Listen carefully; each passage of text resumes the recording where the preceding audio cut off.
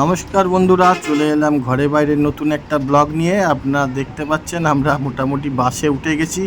বাঙালি মানেই হচ্ছে সময় পাই তো একটু টুক করে দীঘায় চলে যাই। তো তেমনি আমরা একটু সময় বের করে নিয়েছিলাম বন্ধুরা। রানাঘাট সোনামণি ট্যুর অ্যান্ড ট্রাভেলসের পক্ষ থেকে একটি ট্যুর ছাড়া হয়েছিল দীঘা, 2 রাত্রি 3 দিনের জন্য। আমরা সেখান থেকে 3000 টাকার প্যাকেজ বুকিং করে আমরা চলে গেছিলাম সোনামণি ট্যুর অ্যান্ড ট্রাভেলের কাছ থেকে। আমি, আমার 2 পিসির ছেলে এবং কাকার ছেলে, এছাড়াও বাসের বিভিন্ন লোকজন এই বাসে ছিল। আমরা কিন্তু রাত্রেবেলা বাস ধরেছিলাম, আর ভোরবেলা এই যে দীঘা ঢোকার মুহূর্তে বন্ধুরা অপরূপ মনোরম দৃশ্য। যারা মাইন্ড ফ্রেশ করতে চান টুক করে দীঘায় চলে যাবেন। আর এই সামনে ভাইয়েরা বসে আছে দেখছেন হলুদ গেঞ্জি পরে, তারা কিন্তু অত্যন্ত এক একজন ভদ্রলোক এবং দায়িত্ববান। এই সোনামণি ট্যুর অ্যান্ড ট্রাভেলের যারা সার্ভিস বয় যারা নিয়ে গেছিলেন, তারা বাসের সামনেই বসে আছেন। আপনারা যদি রানাঘাট থেকে যান অবশ্যই একবার ঘুরে আসবেন, দেখবেন তাদের পরিষেবা অত্যন্ত ভালো। আর এই যে দেখতে দেখতে চলে এলো দীঘার গেট। দীঘার গেট পাস করার পরেই মনে একটি আনন্দ, এবং আমরা চলে এলাম এই যে দীঘায় নেমে গেলাম। দেখছেন বন্ধুরা, তখন ঘড়ির কাঁটায় সকাল 6টা। আমরা নেমে গেছি। নেমে যাওয়ার পর এই যে দেখতে পাচ্ছেন ওদের রান্নার সরঞ্জাম, ওরা বস্তায় এবং বিভিন্ন জিনিসপত্র নিয়ে এসছে খাবার দাবার। ওরা সার্ভ করবে সময় মতন। আর আমাদের এই যে সবাই এসছে। আর এই যে আমাদের স্বপ্নপুরী লজ, এরা প্রত্যেকবারই এইখানেই নিয়ে আসে বন্ধুরা। মোটামুটি ঘরটা মধ্যবিত্ত পরিবারের জন্য ঠিকই আছে। এখানে বাসে করে আসলে রান্না করে খাওয়ারও সুব্যবস্থা আছে। গাড়ি করে উদয়পুর বীচ যাচ্ছি। এখন দুপুর বাজে 12:30। উদয়পুর বীচে গিয়ে চান করব। চান করার পর চলে আসবো বন্ধুরা। সবাই আছে। গাড়ি ভাড়া করে আমরা চলে এলাম উদয়পুর বীচ, যেখানে প্রচণ্ড বৃষ্টিও পড়ছে, ছিটে ফোটা বন্ধুরা। তার মধ্যে বিচে আসার সঙ্গে সঙ্গে মনে একটি আলাদা উৎফুল্ল ফিলিংস সবারই হয়, আমাদেরও হয়েছিল। আর এত সুন্দর মনোরম পরিবেশ, হঠাৎ একঘেয়ে জীবন বাড়ির মধ্যে থাকতে থাকতে যদি হঠাৎ করে কোথাও এরকম সুন্দর একটি অকপটে দৃশ্য আমরা দেখতে পাই, যে সকলে আসছে আনন্দের সাথে। আমিও চললাম বন্ধুরা চান করব বলে। এবং পরদিন সকালবেলা বন্ধুরা চলে গেছিলাম মোহনায়। দেখতে পাচ্ছেন এই যে মোহনায় এরা মাছ বিক্রি করছে। ভোরবেলায় আমরা মোটামুটি মোহনায় এসে পৌঁছেছিলাম। একটা অটো ধরে আমরা মোটামুটি সবাই এখানে ঘুরতে এসেছি। জানেন মোহনায় বিভিন্ন মাছ পাওয়া যায়, বিভিন্ন রকমের সিজনের মাছ। আমাদের চাহিদা ছিল একটা ইলিশ দেখব, কিনি আগে ভালো করে মাছটা দেখে নিয়ে যাওয়ার দিন যদি কিছু সস্তায় পাওয়া যায় এখান থেকে প্যাকেজ করে নিয়ে যাব ভেবেছি বন্ধুরা। দেখুন কি সাইজের এক একটা মাছ। এখানে কই ভেটকি, শুটকি, বিভিন্ন আইটেমের শুটকি। যারা শুটকি খেতে পছন্দ করেন অবশ্যই এখান থেকে নিয়ে যান, আমরা জানি। কিন্তু আমরা এই শুটকি বন্ধের জন্য নিইনি বন্ধুরা। এমনি যারা খায় শুনেছি খুবই ভালো খেতে। আর দেখুন কি সাইজের ইলিশ। এখানে মানে এক একটা কাতলা মাছের সমান ইলিশ পাওয়া যায় বন্ধুরা। এক একটার ওজন 2-2.5 কেজি তো হবেই। আর এই মাছ খেতে যা টেস্ট, সে মানে যারা খায় তারা এই টেস্টটি বোঝে। আর রূপলি ফসলের সাথে সাথে আমরা দেখে নিলাম দীঘার মোহনায় যে সুন্দর একটি মনোরম দৃশ্য, যেখানে এইখানে চালা আগে ছিল না বন্ধুরা। এইবার গিয়ে আমরা দেখছি এখানে চা, খাবার টাবার, টেবিলের বিভিন্ন বন্দোবস্ত আছে। এটা কিন্তু আমরা মোহনায় আগে গিয়ে দেখিনি। এবার দেখে আমরা এখানে ডাব, চা এবং ডিমের খেয়ে নিই। তারপরে বিভিন্ন জায়গায় ঘুরে কিছু সেলফি টেলফি তুলে যে ঘোরার ছবি বা মনোরম দৃশ্য, এগুলো দেখার পর আমরা একটু সমুদ্রের কাছাকাছি চলে যাই। এই যে আমার যে রুহি, ও কিন্তু ওই যে দৌড়ে আসলো দেখতেই পাচ্ছেন। আর সবাই ঊর্ধ্ব গগনে ক্যামেরা তুলে সেলফি তুলতে ব্যস্ত দেখতেই পাচ্ছেন। আমরাও একটু টুকটাক ভিডিও ছবি তুলে দিলাম। অনেকে রিলস বানাচ্ছে বন্ধুরা। এই যে বন্ধুরা আমরা একটা পোচ খাওয়ার টাইমে 15 টাকা করে পোচের দাম নিল, দুর্দান্ত টেস্ট। এবং দেখুন ওই পাশটায় জোয়ার না থাকলে যে বালি থাকে, সেই এখন কিন্তু জোয়ারের টাইম বন্ধুরা, দেখুন পুরো জলে ভর্তি।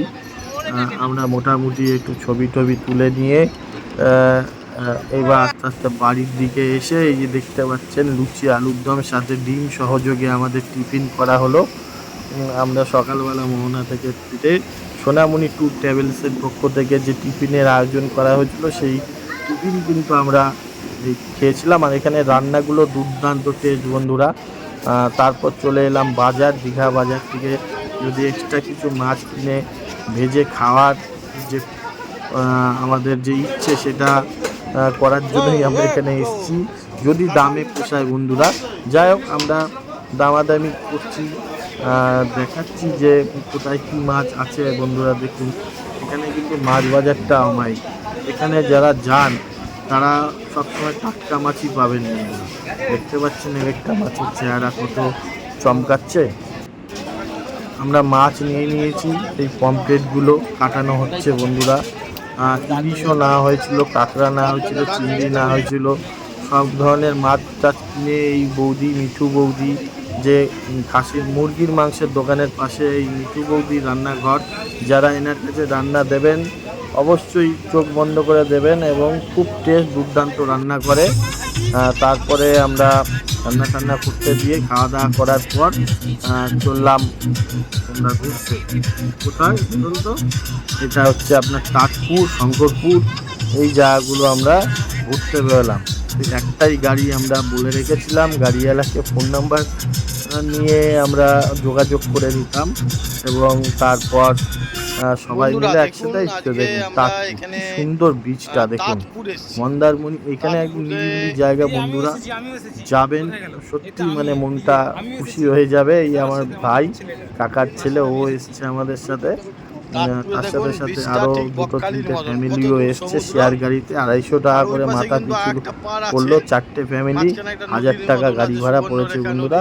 এবং আস্তে আস্তে আমরা বৃষ্টি ঘুরলাম, সুন্দর দৃশ্য, আর মুগ্ধ হলাম দীঘার এই ঝাউবন, বালি বিচ, এবং দূরে নৌকা, এবং এই বৃষ্টি ঘুরতে এত সুন্দর হাওয়া। যারা যান তারা যাবেন শঙ্করপুর, তাজপুর, এগুলো ঘুরে আসবেন বন্ধুরা, খুব ভালো লাগবে। আমরা যদি দীঘায় যাই বারবার এই জায়গাগুলো যাব। ঘোরার পর আমরা চলে এলাম বন্ধুরা, দেখেন শঙ্করপুর।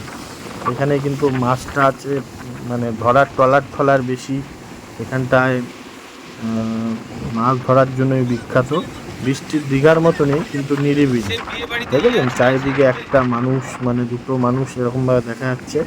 যারা নিরিবিলি পছন্দ করেন, শুধু মন্দারমণি নয় বন্ধুরা, তার আশেপাশে বিভিন্ন স্পটগুলো ঘোরার জায়গা আছে। তারপরে আমরা পরের দিন দেখেন দুর্ভোগের শেষ নেই বন্ধুরা, তালসারির দিকে রওনা দিয়েছিলাম। বিভিন্ন বৃষ্টি পড়ছে, আর তার মধ্যে অটোর টায়ার পাংচার হয়ে গেছে বন্ধুরা। আমরা ওয়েট করছি, জানি না যেতে পারবো কি না। সারি সারি তালসার, তালের গাছ, ঝাউবন, পানের বুড়ো সমস্ত কিন্তু এখানে আছে, এবং মুগ্ধ হচ্ছি এই প্রাকৃতিক পরিবেশ দেখে আমরা। তারপরে ফাইনালি আমরা তালসারির যে বীচটি, সেখানে কিন্তু চলে এসেছি, কিন্তু প্রচণ্ড বৃষ্টির জন্য বন্ধুরা আমরা যেতে পারলাম না। এখানে সকলের মন খারাপ হয়ে আমরা কিছুক্ষণ অপেক্ষা করলাম, তারপর অন্য অটো আসলো। তারপরে আমরা ওখান থেকে বাড়ির দিকে ব্যাক করতে করতে পাশে দেখতে পারলাম নিউ দীঘার পাশেই যে জগন্নাথ মন্দিরটি হচ্ছে, সেটি 25 সালে নাকি কমপ্লিট হবে বন্ধুরা। এই কাজ এখনও চলছে।